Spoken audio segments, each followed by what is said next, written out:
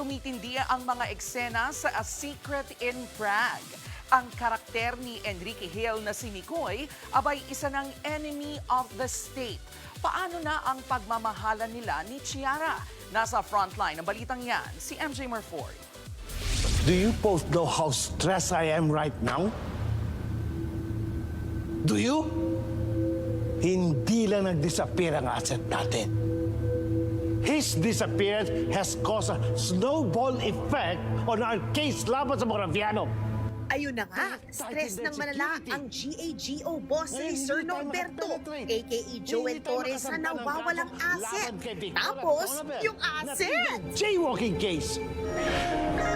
Ayun, at nasa Hong Kong na pala. Yes, sina Chiara at Mikoy play by Andrea Brillantes at Enrique Hill. Nagtanan!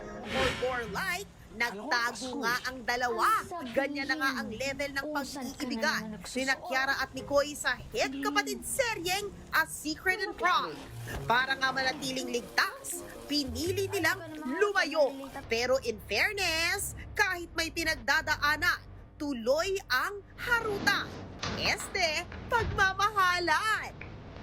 The court has issued an ex parte warrant of arrest against Mikoy, which means, simula ngayon, Mikoy is now considered an enemy of the state. Hala, hanggang kailan kaya magiging safe sina Mikoy at Chiara? Mala you and me against the world na ba ito?